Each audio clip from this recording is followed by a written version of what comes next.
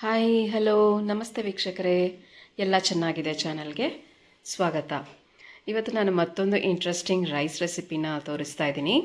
ಇದು onion rice, ಈರುಳ್ಳಿ ಅನ್ನ.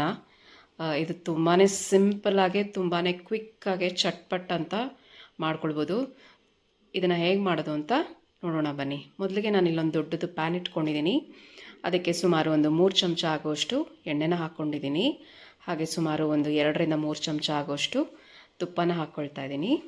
ಎರಡು ಚೆನ್ನಾಗಿ ಬಿಸಿಯಾದ ನಂತರ 1 ಚಮಚ ಆಗೋಷ್ಟು ಸಾಸಿವೆ, 1 ಚಮಚ ಆಗೋಷ್ಟು ಜೀರಿಗೆ, ಹಾಗೆ 1 ಚಮಚ ಕಡಲೆಬೇಳೆ, 1 ಚಮಚ ಉದ್ದಿನಬೇಳೆನ ಹಾಕ್ಕೊಳ್ತಾ ಇದ್ದೀನಿ. ಹಾಗೆ ನಾನಿಲ್ಲಿ ಸುಮಾರು ಒಂದು 2 ಟೇಬಲ್ ಚಮಚ ಆಗೋಷ್ಟು ಕಡಲೆಕಾಯಿ ಬೀಜನ ಸಹ ಸೇರಿಸ್ತಾ ಇದ್ದೀನಿ. ನೀವು ಕಡಲೆಕಾಯಿ ಬೀಜದ ಜಾಗದಲ್ಲಿ ಗೋಡಂಬಿ ಸಹ ಹಾಕ್ಕೋಬೋದು.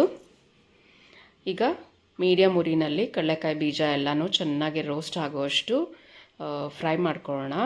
ಸುಮಾರು ಒಂದು 2-3 ನಿಮಿಷಗಳ ಕಾಲ ಕಡಲೆಕಾಯಿ ಬೀಜ ಎಲ್ಲ ಸ್ವಲ್ಪ ಗೋಲ್ಡನ್ ಟರ್ನ್ ಆಗೋಷ್ಟಾದರೆ ಸಾಕಾಗುತ್ತೆ. ಮೀಡಿಯಮ್ ಫ್ಲೇಮ್ನಲ್ಲೇ ಮಾಡ್ಕೊಳ್ಳಿ.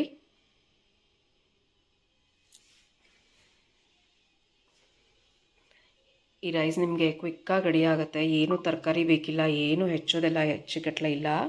ಹಾಗೆ ನಾನು ಇದಕ್ಕೆ ಸ್ವಲ್ಪ ಕರಿಬೇವಿನ ಸೊಪ್ಪನ್ನು ಹಾಕ್ಕೊಂಡಿದ್ದೀನಿ. 3 ಮೀಡಿಯಮ್ ಸೈಜ್ ಈರುಳ್ಳಿನ ತೊಗೊಂಡಿದ್ದೀನಿ, ಉದ್ದದಕ್ಕೆ ಹೆಚ್ಕೊಂಡಿದ್ದೀನಿ. ಹಾಗೆ 10-15 ಬೆಳ್ಳುಳ್ಳಿನ ಜಜ್ಜಿಟ್ಕೊಂಡಿದ್ದೀನಿ. ಹಾಗೆ 4 ಹಸಿಮೆಣಸಿನ್ಕಾಯಿನ ಸುಮ್ಮನೆ ಸ್ಲಿಟ್ ಮಾಡಿ ಇಟ್ಕೊಂಡಿದ್ದೀನಿ. ಅದನ್ನು ಸಹ ಇವಾಗ ಹಾಕ್ಕೊಂಡು ಚೆನ್ನಾಗೆ ಫ್ರೈ ಮಾಡ್ಕೊಳ್ಳೋಣ. ಲಂಚ್ ಬಾಕ್ಸಲ್ಲೂ ತುಂಬಾ ಟೇಸ್ಟಿಯಾಗುತ್ತೆ ಈ ರೈಸ್ ರೆಸಿಪಿ. ಸೊ ನೀವು ನಿಮ್ಮ ಮನೆಯಲ್ಲಿ ಒಮ್ಮೆ ಈ ರೀತಿ ಆನಿಯನ್ ರೈಸ್ನ ಮಾಡ್ಕೊಳ್ಳಿ. ಹೇಗೆ ಬಂತು ಅಂತ ಕಮೆಂಟ್ ಸೆಕ್ಷನಲ್ಲಿ ತಿಳಿಸಿ. ಈಗ ನಾವು ಇದಕ್ಕೆ ಉದ್ದುದಕ್ಕೆ ಹೆಚ್ಚಿಟ್ಕೊಂಡಿರೋವಂಥ ಈರುಳ್ಳಿನ ಸಹ ಹಾಕ್ಕೊಳ್ಳೋಣ. ನಾನಿಲ್ಲಿ 3 ಮೀಡಿಯಮ್ ಸೈಜ್ನ ಈರುಳ್ಳಿನ ತೊಗೊಂಡಿದ್ದೀನಿ. ಆನಿಯನ್ ರೈಸ್ ಆಗಿರೋದ್ರಿಂದ ಆನಿಯನ್ ಜಾಸ್ತಿನೇ ಇರಬೇಕಾಗತ್ತೆ. ಈಗ ಸುಮಾರು ಒಂದು 5ರಿಂದ 6 ನಿಮಿಷಗಳ ಕಾಲ ಈರುಳ್ಳಿನ ಚೆನ್ನಾಗಿ ಎಣ್ಣೆಯಲ್ಲಿ ಮಾಗಿಸ್ಕೋಬೇಕು. ಅದು ಆಲ್ಮೋಸ್ಟ್ ಟ್ರಾನ್ಸ್ಲೂಸೆಂಟ್ ಟರ್ನ್ ಆಗುವಷ್ಟು ಕುಕ್ ಮಾಡ್ಕೊಳ್ಳಿ, ಫ್ರೈ ಮಾಡ್ಕೊಳ್ಳಿ.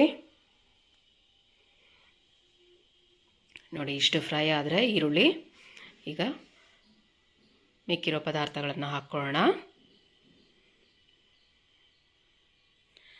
ನಾನಿದಕ್ಕೆ 1/4 ಚಮಚ ಆಗುವಷ್ಟು ಅರಿಶಿನ ಪುಡಿ, ಒಂದು 2 ಚಮಚ ಆಗುವಷ್ಟು ಹಚ್ಚ ಖಾರದ ಪುಡಿ, ಹಾಗೆ 1-1.5 ಚಮಚದಷ್ಟು ಗರಂ ಮಸಾಲ ಪುಡಿ, ಹಾಗೆ 1 ಚಮಚದಷ್ಟು ಧನಿಯಾ ಪುಡಿನ ಸೇರಿಸ್ಕೊಳ್ತಾ ಇದ್ದೀನಿ.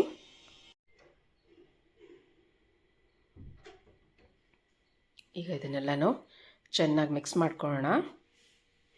ಹಾಗೆ 1-1.25 ಚಮಚದಷ್ಟು ಉಪ್ಪನ್ನು ಹಾಕ್ಕೊಂಡಿದ್ದೀನಿ. ಆಮೇಲೆ ಮತ್ತೆ ಅನ್ನ ಹಾಕಿದ್ಮೇಲೆ ಮತ್ತೆ ಉಪ್ಪನ್ನು ಸೇರಿಸ್ತೀನಿ. ಈಗ ಈರುಳ್ಳಿಗೆ ಹಿಡಿಯೋಷ್ಟು ಮಾತ್ರ ಉಪ್ಪನ್ನು ಹಾಕಿದ್ದೀನಿ. ಇದಿಷ್ಟನ್ನು ಚೆನ್ನಾಗಿ ಫ್ರೈ ಮಾಡ್ಕೊಳ್ಳೋಣ. ನಾನಿಲ್ಲಿ ಸುಮಾರು ಒಂದು 1/4 ಲೋಟದಷ್ಟು ನೀರನ್ನು ಹಾಕ್ಕೊಳ್ತೀನಿ. ಅದರಿಂದ ಮಸಾಲ ಎಲ್ಲ ಚೆನ್ನಾಗಿ ಹೊಂದ್ಕೊಂಡು ಅನ್ನಕ್ಕೆ ಚೆನ್ನಾಗಿ ಅಂಟ್ಕೊಳ್ಳುತ್ತೆ. ಒಂದು 1/4 ಲೋಟದಷ್ಟು ನೀರನ್ನು ಸೇರಿಸ್ಕೊಂಡು ಚೆನ್ನಾಗಿ ಮಿಕ್ಸ್ ಮಾಡಿಕೊಂಡು 1ರಿಂದ 2 ನಿಮಿಷದವರೆಗೂ ಚೆನ್ನಾಗೆ ಬಾಯ್ಲ್ ಆಗೋದಕ್ಕೆ ಬಿಡೋಣ.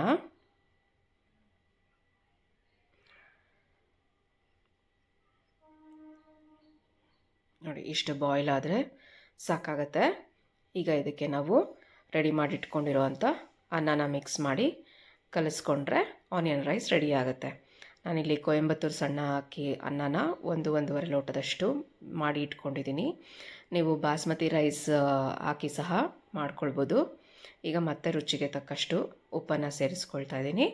ಈಗ ಚೆನ್ನಾಗೆ ರೈಸ್ನ ಆನಿಯನ್ದು ಗೊಜ್ಜು ಜೊತೆ ಮಿಕ್ಸ್ ಮಾಡ್ಕೊಳ್ಳೋಣ.